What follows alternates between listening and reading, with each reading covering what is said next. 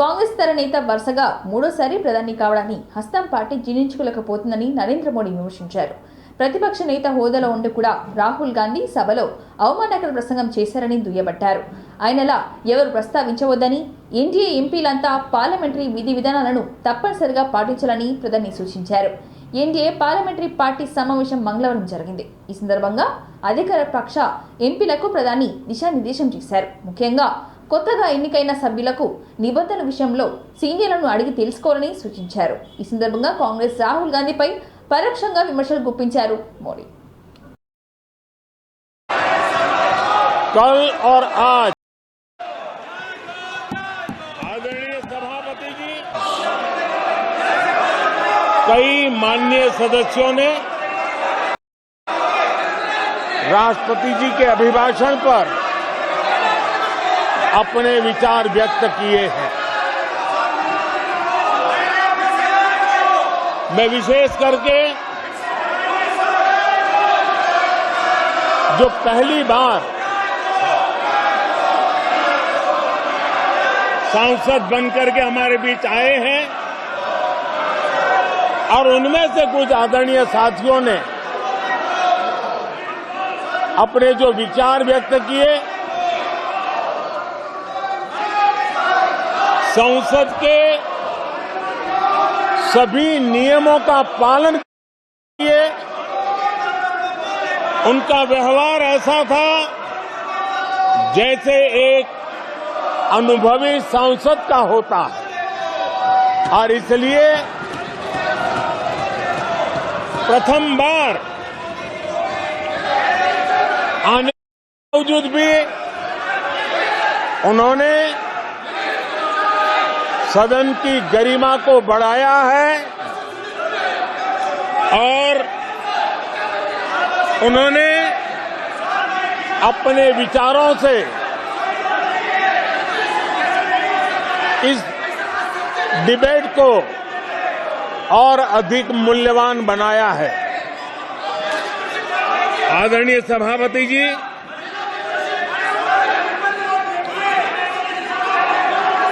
देश ने एक सफल चुनाव कि दुनिया का सबसे बड़ा, हम 2000 में जब पहली बार जीत करके आए थे कि हमारी जो जीरो, आदरणीय सभापति जी, అయోధ్యలో అసత్యంపై సత్యం గెలిచిందని అన్నారు ఎస్పీ ఎంపీ అఖిలేష్ యాదవ్. లోక్సభ ఎన్నికల్లో ఇండియా కూటమిదే నైతిక విజయమని అన్నారు. బీజేపీ 400 సీట్లు ఫెయిల్ అయిందని, ఎన్డీఏ నడిచే సర్కార్ కాదు, పడిపోయిన సర్కార్ అని విమర్శించారు. పార్లమెంట్ సమావేశంలో అఖిలేష్ ప్రసంగించారు. మోడీ చేసిన వాగ్దానాలు మర్చిపోతారని, గంగానదిని శుభ్రం చేయనందుకే యూపీ ప్రజలు తగిన బుద్ధి బీజేపీకి చెప్పారని అన్నారు. యూపీలోని నగరాన్ని వర్షాలకు చెరువులయ్యాయని చెప్పారు. రామ మందిరంపై రాజకీయాలు చేసి బీజేపీ ఓడిపోయిందని తెలిపారు. దేశంలో పంటలకు మద్దతు ధర దక్కడం లేదని, రైతులు తీవ్రంగా ఇబ్బందులు పడుతున్నారని చెప్పారు. ఎన్డీఏ ప్రభుత్వంలో ఉద్యోగాలు ఇవ్వదలుచుకోలేదు, అందుకే పేపర్ లీకేజీలు చేస్తూ కాలం గడుపుతున్నారని అన్నారు అఖిలేష్ యాదవ్. యూపీలోని 80 సీట్లు ఈవీఎంలపై తనకు నమ్మకం లేదని ఆయన విమర్శించారు. हम अयोध्या से लाए हैं उनके प्रेम का पैगाम, हम अयोध्या से लाए हैं उनके प्रेम का पैगाम, जो सच्चे मन से करते हैं सबका कल्याण। सदियों में जन जन गाता है जिनके गान, अभय दान देती जिनकी मंद मंद मुस्कान, मानवता के लिए उठता जिनका तीर कमान। अध्यक्ष महोदय, जो असत्य पर सत्य की जीत का है नाम, उफनती नदी पर जो बांधे मर्यादा के बांध, वो है अवध के राजा पुरुषोत्तम प्रभु राम। हम अयोध्या से लाए हैं उनके पैगाम। मैं 80 के 80 सीट जीत जाऊं तब भी नहीं भरोसा, और मैंने अपने चुनाव में कहा था अध्यक्ष महोदय, ईवीएम से जीत करके ईवीएम हटाने का काम करेंगे। न ईवीएम का मुद्दा मरा है, न जाएगा खत्म। जब तक ईवीएम नहीं हटेगी हम समाजवादी लोग उस बात पर अड़ग रहेंगे।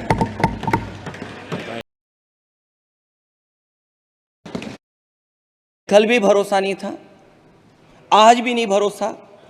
मैं 80 के 80 सीट जीत जाऊं तब भी नहीं भरोसा। और मैंने अपने चुनाव में कहा था अध्यक्ष महोदय कि ईवी సైబర్ క్రైమ్ ను నియంత్రించేందుకే ప్రభుత్వం చర్యలు తీసుకుంటుందని సీఎం రేవంత్ రెడ్డి తెలిపారు. నేరాలు చేసిన వారిని ఎట్టి పరిస్థితుల్లో వదిలిపెట్టమని అన్నారు. డ్రగ్స్ నియంత్రణకు చిరంజీవి ముందుకు వచ్చి మంచి అవగాహన కల్పించారని అన్నారు. డ్రగ్స్ నియంత్రణకు సినిమా వారు ముందుకు రావాలని ఆయన తెలిపారు. గత ప్రభుత్వం నిర్లక్ష్యం వల్లే రాష్ట్రంలో డ్రగ్స్ రవాణా పెరిగిందని అన్నారు. ఆ రోజుల్లో సైబర్ క్రైమ్ పెద్ద సమస్యగా మారిందని అన్నారు. డ్రగ్స్ కు బానిసైతే కుటుంబాలు నాశనం అవుతాయని సీఎం రేవంత్ రెడ్డి అన్నారు. సినిమా టికెట్లు పెంచారనే వారు డ్రగ్స్ కట్టడికి వీడియోలు చూపించాలని తెలిపారు. సమర్థవంతంగా పనిచేసిన అధికారులు ప్రమోషన్లు కల్పిస్తామని తెలిపారు. నేరాలను అరికట్టడంలో పోలీస్ వ్యవస్థ మరింత జాగ్రత్తలు తీసుకుంటూ వివిధ శాఖలను ఏర్పాటు చేసుకుందని అన్నారు. నేరాల నియంత్రణలో అధికారులు ఆత్మస్థైర్యం కలిగించడంలో ప్రభుత్వ బాధ్యత అని తెలిపారు. ప్రస్తుతం ప్రపంచం ఎదుర్కొంటున్న క్రైమ్లో సైబర్ క్రైమ్ చాలా కీలకంగా ఉందని రేవంత్ రెడ్డి అన్నారు. కొన్ని వేల మందిని ఒకేసారి మోసం చేయగలిగినది మరియు అది అతిపెద్ద ఆర్థిక నేరం. అటువంటి నేరాలని కూడా కట్టడి చేయడానికి ఒక వ్యవస్థీకృతమైన పకడ్బందీ వ్యవస్థ ఉండాలనే ఉద్దేశంతో తెలంగాణ యాంటీ నార్కోటిక్ బ్యూరో మరియు తెలంగాణ సైబర్ సెక్యూరిటీ బ్యూరో ఈ రెండు విభాగాలని పటిష్టం చేయడానికి సరైన నిధులు మరియు మ్యాన్ పవర్ అన్నిటిని కూడా తమరి చేతుల మీదుగా ప్రారంభించడం జరుగుతుంది సార్. ప్రజలు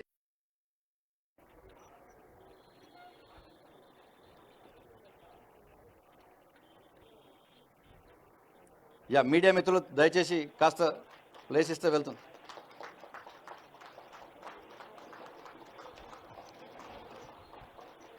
ప్లీజ్ దయచేసి కొంచెం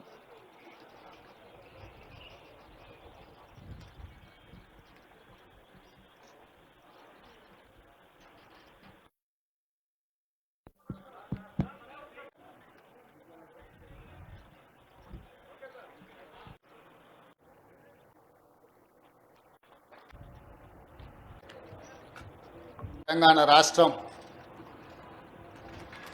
సమాజంలో వచ్చిన మార్పు వివిధ అంశాలను ఇప్పుడు ప్రపంచం ఆధునిక యుగం వైపు పరిగెడుతుంది.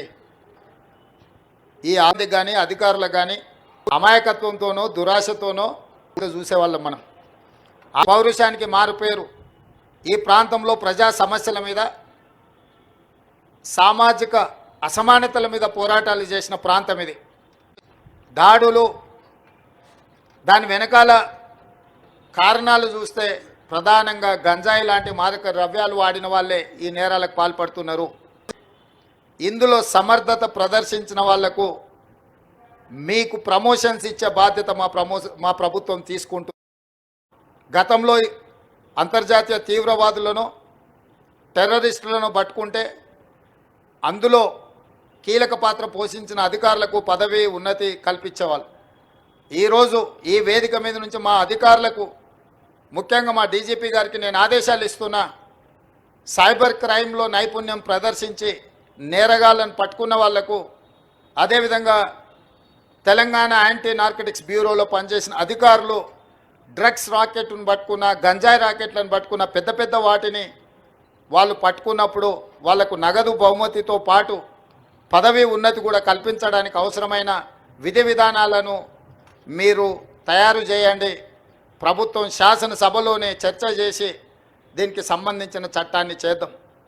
ఈరోజు మనం ఎదుర్కొంటున్న అత్యంత మీ టీవీలలో మీ పేపర్లలో సమాజాన్ని పట్టి పీడిస్తున్న సమస్యల మీద పెట్టాల్సినంత ఫోకస్ పెట్టలేరేమో నాకు అనిపిస్తుంది. దయచేసి సైబర్ నేరగాళ్లను పట్టుకునే విషయంలో కానీ లేకపోతే డ్రగ్స్ మహమ్మారిని నియంత్రించే విషయంలో మా పోలీసులు చేపడుతున్న చర్యలకు మీ వైపు నుంచి కూడా సంపూర్ణంగా సహకారం ఉండాలి. మీరు ఈ తెలంగాణలో భాగస్వాములు, ఈ తెలంగాణ రాష్ట్ర సాధనలో మీడియా మిత్రులు అంత తెలంగాణ ఈ దేశంలో ఉన్న యువత కోసం ప్రభుత్వాల దగ్గరకు వస్తున్నారు. కానీ స్టార్స్ ఉన్నారో అదే స్టార్స్తో వాళ్ళు ఒక ప్రోగ్రాం మనకు చేసి ఇవ్వాలి. అది ప్రీ కండిషన్. నేను స్పష్టంగా మా అధికారులకు ఆదేశిస్తున్నా, ఎంత పెద్దవాళ్ళు ఎవరొచ్చి మనల్ని రిక్వెస్ట్ చేసినా వాళ్ళు సైబర్ క్రైమ్కు సంబంధించి డ్రగ్స్ నియంత్రణకు సంబంధించి ఆ సినిమాలో నటించిన తారాగణం, ఆ సినిమా ప్రొడ్యూసర్స్ 1.5-2 minutes నిడివిగల ఈ సమాజాన్ని పట్టి పీడిస్తున్న వీటికి వ్యతిరేకంగా వాళ్ళు మనకు వీడియో విజువల్స్ తీసుకొచ్చి ఇస్తేనే వాళ్ళకి ఏమైనా వెసులుబాటు సౌలభ్యాలు ఇవ్వాలి.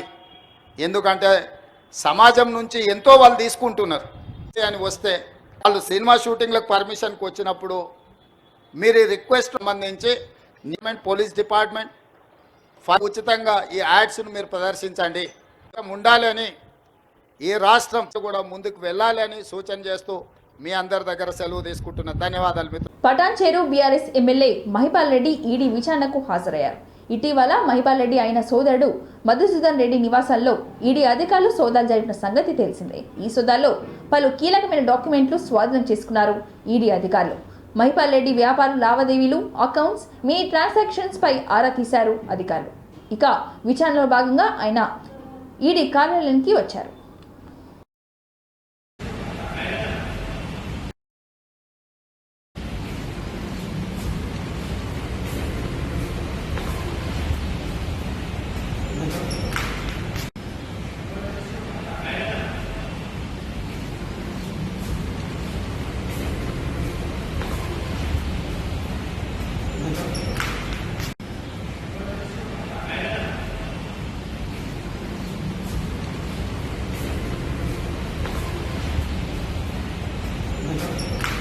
రాష్ట్రంలో నిరుద్యోగుల డిమాండ్ల కోసం గాంధీ హాస్పిటల్లో గత 9 రోజులుగా ఆమరణ నిరాహార దీక్ష చేస్తున్న మోతీలాల్ నాయక్ తన దీక్షను విరమించారు. కొబ్బరి నీళ్లు తాగి దీక్షను విరమించారు. అనంతరం ఆయన మీడియాతో మాట్లాడుతూ నిరుద్యోగుల డిమాండ్ల కోసం గత 9 రోజులుగా దీక్ష చేస్తున్నానని, 9 రోజుల్లో ఒక్క ఉద్యోగం కూడా పెరగలేదని చెప్పారు. తన ఆరోగ్యం సరిగ్గా లేదని, క్రియాటిన్ లెవెల్స్ పెరిగి కిడ్నీ, లివర్స్ పడిపోయే పరిస్థితికి వచ్చిందని చెప్పుకొచ్చారు. ఇతర రాష్ట్రాల పెత్తనం పోయినా మన బతుకు మారలేదని మోతీలాల్ ఆవేదన వ్యక్తం చేశారు. 25 నుంచి 35 సంవత్సరాల వరకు యువత ఉద్యోగాల కోసం కళ్ళు కాయలు కాసేలా ఎదురు చూస్తున్నారని తెలిపారు. కొత్త ప్రభుత్వం రాగానే తమ డిమాండ్లు పరిష్కరిస్తామని చెప్పారని, కానీ ఆ దిశగా అడుగులు మాత్రం పడడం లేదని మండిపడ్డారు. రేపటి నుంచి ఉద్యోగాల కోసం తీవ్ర పోరాటం చేస్తామని చెప్పిన మోతీలాల్ 50,000 ఉద్యోగాలు ఇచ్చే వరకు ఉద్యమాన్ని తీవ్రంగా చేస్తామని హెచ్చరించారు. 30,000 ఉద్యోగాలు కూడా సంవత్సరంలో 2 లక్షలు ఇస్తా ఉన్నప్పుడు 30,000 ఉద్యోగాలు కూడా నిలుపుకోకపోతే నేను నిరుద్యోగులు నేను అండగా నిలబడినట్టు జాబ్ చేయాలని ఎవరు అడగట్లేదు. నేను 2 లక్షలు ఉంటున్నాను చెప్పినంత మాత్రం నేను ఎవరు నమ్మలే. నీ నిరుద్యోగ వృత్తికి ఎవరు ఆశపడలే. నీ రైతు బంధుకో లేదంటే రుణమాఫీకో ఎవరు ఆశపడలే. ఆ రోజున్న వాస్తవ పరిస్థితుల్లో రైతు కూడా సంతోషంగా ఉన్నారు, పింఛన్దారులు కూడా సంతోషంగా ఉన్నారు. వాళ్ళందరూ కూడా ఓట్లేసి మళ్ళీ అదే ప్రభుత్వాన్ని గెలిపించుకోవాలని, టీఆర్ ప్రభుత్వాన్ని గెలిపించుకోవాలని ఆలోచన ఉన్నారు. కానీ వీళ్ళ పిల్లల భవిష్యత్తు చూసి, మా ముఖాలను చూసి, మేము పోయి మా ముఖాన్ని చూసి మాకు చేసే స్థాయి తీసుకొచ్చారు. నేను 9 రోజులుగా ఓపిక పట్టిన, నరక యాత్ర చూసిన. రేపటి నుంచి ఒక్కొక్క గడియ ప్రభుత్వానికి మేము చేసే పోరాటం ఎట్లా ఉంటుందో నేను చేసి చూపిస్తాను. నాకు మద్దతు ఇచ్చినటువంటి ప్రతి ఒక్క మిత్రులకు, రాజకీయ నాయకులకు, బీటీ రాజేంద్ర గారికి, ప్రవీణ్ కుమార్ గారికి, హరీష్ రావు గారికి, కేటీఆర్ గారికి, రాకేష్ రెడ్డి గారికి, ఇటు సైడ్ మన రాణి రుద్రమ రెడ్డి గారికి, దక్క జడ్సన్ అన్న గారికి, రుబ్బి అన్న గారికి, సంజీవ్ నాయక్, సేవల సేన జాతీయ అందరినీ కలుసుకుంటూ ఏ విధంగా మమ్మల్ని అడ్డుకుంటుందో, మీరు వాళ్ళు ఏ విధంగా మమ్మల్ని ఎవరిని నా ఫోన్ తీసుకోవడానికి మీకు కారణం, మీకు ఏం రీజన్స్ ఉంది? ఎవరు అసలు మీకు హక్యం ఉంటుంది? నేను యాంటీ సోషల్ ఎలిమెంట్ చేసి ఫోన్ లేకుండా ఎవరు. హన్మకొండ జిల్లా పరకాల్ నియోజకవర్గం ఆత్మకూరు మండలం కేంద్రంలోని చెరువు కట్ట కోతకు గురైన ప్రమాదకరమైన స్థితిలో ఉన్న విషయం తెలుసుకొని మంగళవారం పరకాల ఎమ్మెల్యే రేవూరు ప్రకాష్ రెడ్డి ఆత్మకూరు చెరువును అధికారులు, రైతులతో కలిసి సందర్శించారు. సుమారు 2 కిలోమీటర్ల పైగా ఉన్న చెరువు కట్ట వెంబడి స్వయంగా నడిచి కోతకు గురైన కట్టను, దెబ్బతిన్న తుమ్మలను, మత్తడిని పరిశీలించారు. ఈ సందర్భంగా ఎమ్మెల్యే మాట్లాడుతూ ఆత్మకూరు చెరువు మండలంలోని అతిపెద్ద చెరువు అని, ఈ చెరువు కింద సుమారు 1000 ఎకరాల పంట రైతులు సాగు చేస్తారని, ఆత్మకూరు గ్రామాలతో పాటు అనేక గ్రామాలు రైతుల పంటలకు ఉపయోగపడుతుందని, మత్స్యకారులకు ఈ చెరువు జీవనాధారమని ఉందని అన్నారు.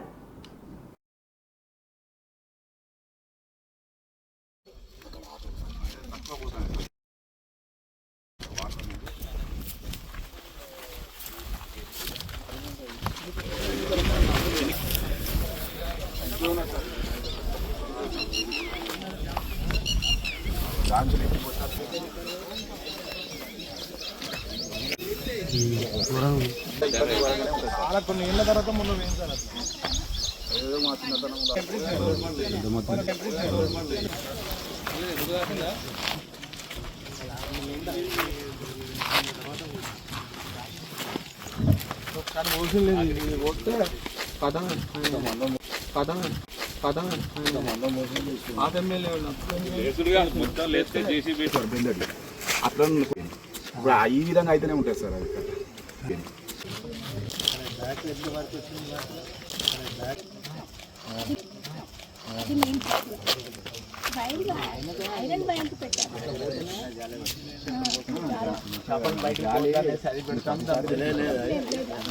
దిలావర్పూర్ మండలం గుండంపల్లి జాతీయ రహదారి నుండి వయా గుండంపల్లి మీదుగా దిలావర్పూర్ వరకు 10 కోట్ల నిధులతో 2 వరుసల రోడ్లు పనులను శంకుస్థాపన చేసిన బీజేపీ నేత మహేశ్వర్ రెడ్డి. ఈ కార్యక్రమంలో మాజీ ఎమ్మెల్యే ఇంద్రకరణ్ రెడ్డి, జెడ్పీటీసీ రమణారెడ్డి, ముత్యం రెడ్డి, చంద్రకాంత్, వీరేష్ తదితరులు పాల్గొన్నారు.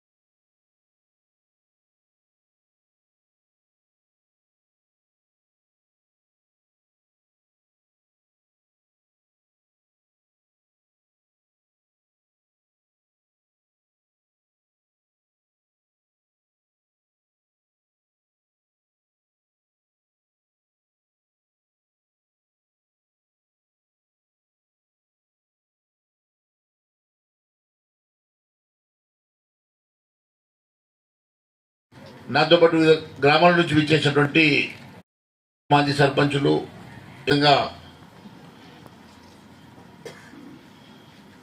యువకులు, మిత్రులు, ఆడపడుచులు, మరి చుట్టుపక్కల గ్రామాల నుంచి వచ్చినటువంటి ముఖ్య నాయకులు, మా సోదరులందరికీ కూడా పేరు మా సోదరు. మరి ఇప్పుడే వస్తూ మా శ్రీకాంత్ రెడ్డి అడుగుతున్నాడు, మా ఊరికి పంచాయతీరాజ్ రోడ్ ఉన్నది సార్, ఇది ఆర్ఎన్బి రోడ్ ఉన్నది, వీళ్ళకి ఎప్పుడు పైసలు బగ్గు వస్తున్నాయి, మాకు వస్తలేవు, మా రోడ్ చిన్నగా అయిపోయిందని. నేను ఏమన్నా చేసి మీ పంచాయతీరాజ్ రోడ్డుని ముందు రినివల్ చేపిస్తా. ఈ రాష్ట్ర వ్యాప్తంగా మీకు తెలుసు, ఈ రాష్ట్ర ఆర్థిక పరిస్థితి కూడా మీకు అర్థమవుతున్నది. యూట్యూబ్లు చూస్తున్నారు. రుణమాఫీ చేయాలంటే కూడా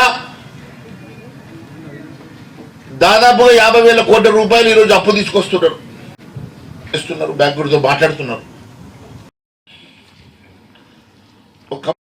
మరి 1 లక్ష రూపాయలు మంజూరు ఇప్పిస్తాను తెలియజేస్తున్నా. కొన్ని నా దగ్గర ఉన్నంత మట్టుకు తక్కువ. సర్పంచ్ గారు కూర్చోండి, గుణం RTC bus state level okay. వికలాంగులకు బయలుదేరితో పాటు వికలాంగులకు కూడా ఫ్రీ బస్సు ఉంటే బాగుంటుంది. వాళ్ళు ఇళ్ల విషయంలో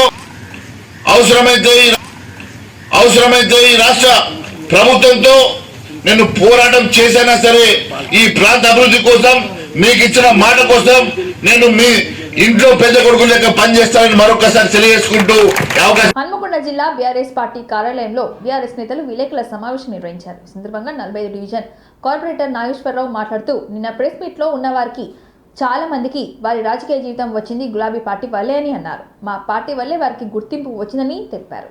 ఓరిగలపై చిత్తుశుద్ధి ఉంటే కాకతీయ కళాతోరణాన్ని తొలగిస్తామంటే ఎందుకు మాట్లాడలేదని ప్రశ్నించారు. జెండా మార్చగానే గొంతు మారిందని, కళాతోరణంపై పోరాడింది మేమని అన్నారు. కాంగ్రెస్ నాయకులు చెమటలు దద్దమ్మలు, ఎందుకంటే నగరానికి వారు తెచ్చిన నిధులు ఏమీ లేదని అన్నారు.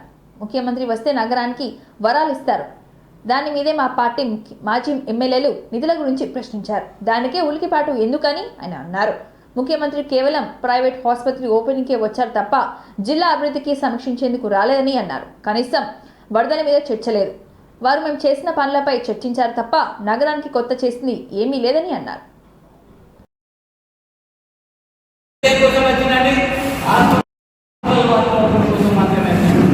ప్రైవేట్ హాస్పిటల్ ఓపెన్ కోసం మాత్రం వచ్చాడు. ఆ కార్యక్రమాన్ని అయితే ఏమంటారు అని ఇది పెట్టుకున్నారు. ఓ రివ్యూ మీటింగ్ పెట్టి రివ్యూ మీటింగ్ లో ఏం కన్క్లూడ్ చేశారు మీరు? ఒక ముఖ్యమంత్రి ఒక ప్రాంతానికి వస్తే ఆ కాంగ్రెస్ నాయకులకు కానీ ఇవాళ ఈ నగరంలో ఇక్కడి కార్పొరేట్ అయిన వాళ్ళే, ఇక్కడి లైబ్రరీ చైర్మన్ అయిన వాళ్ళే, మీకే కదా రాజకీయ జీవితం ఇచ్చింది. పబ్బ కట్టుకుందికే కదా తోటెక్కైనా పోల్ లీడర్ నీ టెక్నికల్ గా నువ్వు ఎంతమంది ఉన్నదే మీకు 4 సభ్యులు వాళ్ళు కాంగ్రెస్ పార్టీ 4 గంట పోలీసులు ఆఫీసా అంత ఆడలేకమా తోటెక్కనా నీకు ఖర్చులు బయటకు తీస్తాం, నువ్వు చేస్తున్న దత్తాలు బయటకు తీస్తాం. మీరు అక్కడ మాట్లాడే ఒక్కొక్కరు తెలంగాణ పోటీ చేసిన పార్టీ త్యాగాల పునాదుగా నిర్మించిన పార్టీ ఇది. మీది అబద్ధాల పునాదుల మీద వచ్చిన ప్రభుత్వం మీది. మీకు మాకు వ్యత్యాసం అది. మీకు ఎవరు పెట్టిన శిక్ష రాజకీయ శిక్ష టీఆర్ఎస్ పార్టీ కదా, దాంతో వినవస్తారు కదా, మీ అందరికి పొగలు ఇచ్చింది వారు కదా. మాట్లాడండి, చర్చించాలి. ప్రతిపక్షం నుంచి మీరు మాకు చెప్పేస్తాయా? నేను మాట్లాడే మొగ్గాలేనా మీ ఏ రోజున? ప్రతిపక్షం మేము అంటున్నాం వారసత్వ సంపద కాపాడతామని. మరి కాపాడతామంటే కాకతీయ జీవనాన్ని ముక్తాన్నట్టు మేము భావిస్తున్నాం. కాకతీయ జీవనాన్ని రాజమా శాతగారని చెప్పండి, మేము పోరాటాలేస్తాం. అది ముఖ్యమంత్రి ఒప్పించే శాతగారు అన్ని సాధించి పెట్టినాం. ఇక్కడ బీఆర్ఎస్ ప్రభుత్వం ఏం ముక్తావో రూమ్లు వేస్తావే 2 సంవత్సరాలు హాస్పిటల్ చేసుకో. కానీ నా నియోజకవర్గంలో అడిగినా ముఖ్యమంత్రి గారిని మాకు డబ్బులు కావాలని అడగలేదంటే బీఆర్ఎస్ ప్రభుత్వం గత దోచాలు అభివృద్ధి చేస్తుందని ఏం చేసిన వల్ల ఇప్పుడు కొబ్బరికాయలు కొడతారు. మేము మొదలుపెట్టిన వల్ల ఇప్పటికి ముఖ్యమంత్రి కూడా విజిట్ చేశాడు. స్వతహాగా ఈ ప్రభుత్వం ఒక విజన్ తోటి ఈ నగరానికి ఇచ్చింది ఏంటో ఒకటి చెప్పానండి. ఈ నగరానికి ఏమి ఇచ్చిందో ఒకటి చెప్పానండి. వారు ఏ విజన్ ఏం జరుగుతుందో దాని బట్టి ఆలోచన చేయాలి. కానీ మీ స్థాయికి నుంచి అందరికి పదవులు ఎవరు పెట్టారండి? పరిపక్వత లేక వీళ్ళు మాట్లాడుతున్నారు. ఇంకోసారి అవసరాలు మాట్లాడితే తెలుస్తున్నాం. మీరు మాట్లాడే ముందు ఆచితూచి మాట్లాడండి, తెలుసుకొని మాట్లాడి మీరేం చేసిందో పోనీ రిజర్వ్ చేస్తామని. ఏ అప్పులు ఎప్పుడైపోతే డబ్బాలు పెట్టుకుంటే అప్పులుకుంటా మీరేం నాయకులయ్యా? మీరేం నాయకులు? తక్షణమే ముఖ్యమంత్రి గారు ఆంధ్రప్రదేశ్ ప్రభుత్వం ఆడపిల్ల భద్రతపై ప్రత్యేక దృష్టి సారిస్తుందని AP deputy CM Pawan Kalyan తెలిపారు. కాకినాడ కలెక్టరేట్లోని అధికారులతో సమీక్ష అనంతరం ఆయన మీడియాతో మాట్లాడారు. ఇటీవలే తన కూతురు కిడ్నాప్ను గురైందని ఓ మహిళ తనకు ఫిర్యాదు చేసింది. దానిపై విచారణకు చేయాలని పోలీసులకు ఆదేశాలు జారీ చేశారు డిప్యూటీ సీఎం. పోలీసులు అద్భుతంగా పనిచేసి జమ్మూ కాశ్మీర్లో ఆ అమ్మాయిని ఆచూకీ గుర్తించారు. 9 నెలల క్రితం మిస్ అయిన అమ్మాయి కేసును 48 గంటల్లో ఛేదించారు. అక్కడి పోలీసుల సాయంతో వారిని విజయవాడ తీసుకొచ్చేందుకు ప్రయత్నాలు చేస్తున్నామని తెలిపారు. ఇవన్నీ ఎందుకు చెప్తున్నానంటే ప్రభుత్వం తలుచుకుంటే ఏం చేయగలదని నిరూపించేందుకే అని తెలిపారు. గత 5 ఏళ్లలో ఎంతమంది ఆడపిల్లలు అదృశ్యమైన అప్పటి ప్రభుత్వంలో కదలిక రాలేదని తెలిపారు. ప్రస్తుత పాలనలో జరిగిన మార్పులను ప్రజలు గమనించాలని తెలిపారు డిప్యూటీ సీఎం. తల్లిదండ్రులు కూడా పిల్లల విషయంలో అప్రమత్తంగా వ్యవహరించాలని, ఆడపిల్లల అదృశ్యమైన పోలీసులు ఉన్న అధికారులతో మాట్లాడి ప్రత్యేక సెల్ ఏర్పాటు చేసేలా చేస్తారని తెలిపారు.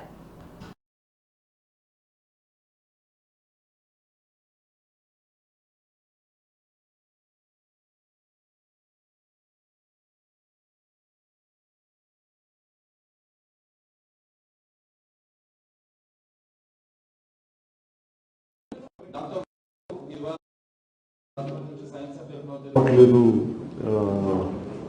టోటల్ జడ్పీలకు కానీ పంచాయతీలకు కానీ మండల పరిషత్ ఎందుకు దాంట్లో మేజర్ ఉన్న రెవెన్యూ జనరల్ రెవెన్యూ సోర్సెస్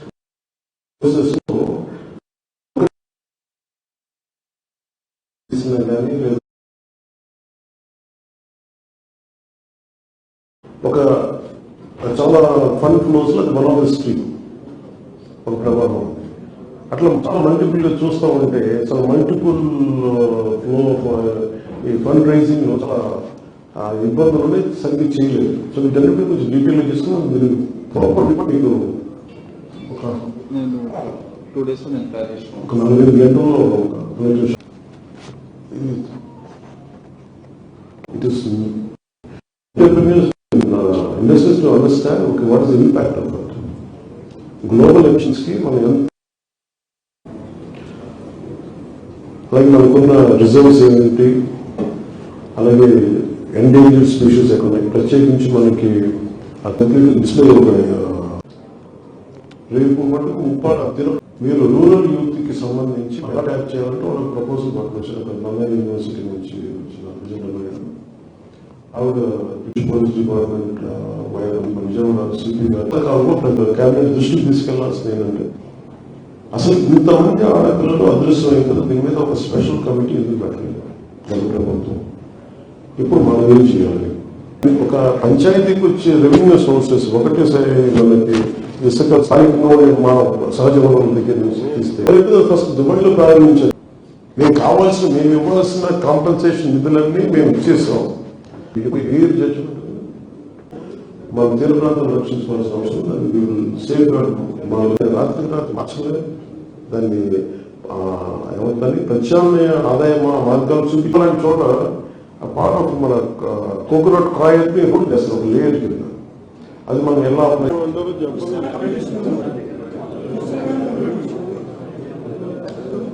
దేశ ప్రధాని నరేంద్ర మోడీ పిలుపు మేరకు ఏక్ పేడ్ మా కా నామ్ అమ్మ పేరిట ఒక మొక్క కార్యక్రమంలో భాగంగా కామారెడ్డి శాసనసభ్యులు బీజేపీ శాసనసభ పక్ష ఉపనేత వెంకటరమణారెడ్డి కామారెడ్డి ఎమ్మెల్యే క్యాంపు కార్యాలయంలో మొక్క నాటడం జరిగింది. ఈ సందర్భంగా వెంకటరమణారెడ్డి మాట్లాడుతూ ప్రధాని నరేంద్ర మోడీ ఈ నెల 5వ తేదీన పర్యావరణ దినోత్సవం రోజున ప్రారంభించిన ఏక్ పేడ్ మా కా నామ్ అమ్మ పేరిట ఒక మొక్క కార్యక్రమంలో భాగంగా ప్రతి బీజేపీ కార్యకర్త అమ్మతో కలిసి మొక్క నాటి సోషల్ మీడియాలో పెట్టాలని, మొక్క పెరిగి పెద్దయ్యే వరకు బాధ్యత తీసుకోవాలని అన్నారు.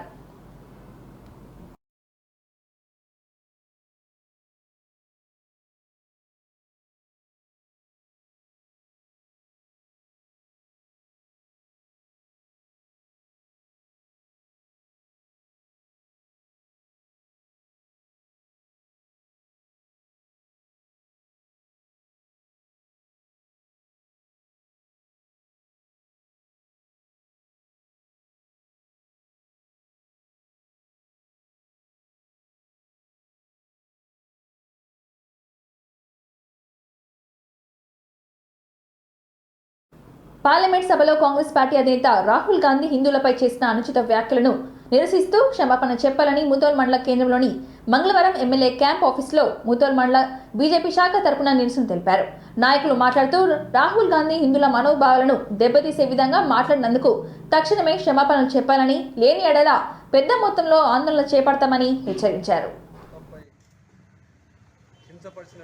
హిందువుల మనోభావాలను దెబ్బతీసే విధంగా ద్వేషం హిందూ అనే వ్యక్తి ద్వేషం అని పలుమార్లు పార్లమెంట్లో అనడం అనేది ఇది చాలా సిగ్గుచేటటువంటి విషయం. ఏదైతే ప్రజల కోసం అనుక్షణం మరి న్యాయస్థానంగా ప్రజల సమస్యలు తీర్చే అత్యున్నతమైనటువంటి పార్లమెంటులో ఇలాంటి చిల్లర మాటలు మాట్లాడడం ఈ కాంగ్రెస్ ప్రభుత్వానికి తగదు. గతంలో కూడా దేశం మీద ఇలాంటి హిందువులపై దాడులు చేస్తూ ఈరోజు రాజకీయ పబ్బం గడుపుతున్నటువంటి రాహుల్ గాంధీకి ప్రజలు గత ఎన్నికలలో కూడా చాలా చోట్ల బుద్ధి చెప్పడం జరిగింది. ఏదైతే ఇలాంటి మాటలు మాట్లాడుతున్నందుకు నీవు గతంలో ఈ రాజకీయంగా పదవులు అనుభవించడానికి నువ్వు భారత్ జోడో అని యాత్ర చేసినావు బిడ్డ. ఇలా పార్లమెంట్లో తెలుస్తున్నది నువ్వు మాట్లాడినట్టు విధం భారత్ జోడో కాదు, భారత్ తోడో యాత్ర అని అందరికీ అర్థమైంది. ఆ రోజు మీ కాంగ్రెస్ ప్రభుత్వం వల్లనే భారతదేశము చాలా ముక్కలుగా విడిపోయిందనేది కూడా ఈ ప్రజలందరికీ తెలిసింది. ఖబర్దార్, ఎప్పుడు కూడా హిందువులు నీలాంటి ఎందరో ఏదైతే దేశాన్ని చీల్చాల్సినటువంటి యోధులను తిప్పుకొట్టినటువంటి ఈ భరత భూమి, ఈ భారత మాత, ఈ హిందూ సంస్కృతిని, హిందూ దేశాన్ని ఎవరు కూడా నాశనం చేయలేదని నేను మరోసారి ఖండిస్తూ, ఏదైతే ఈ కాంగ్రెస్ ప్రభుత్వాన్ని రాబోయే రోజులలో మూలాలు లేకుండా భారతీయ జనతా పార్టీ కార్యకర్తలకు ఉందని నేను మరోసారి తెలియజేసుకుంటూ భారత్ మాతాకి జై హింద్. ఇంతటితో ఈ వార్తలు సమాప్తం. మరిన్ని వార్తలతో మళ్ళీ కలుద్దాం. చూస్తూనే ఉండండి ఓర్గల్ 9 నేషనల్ టీవీ.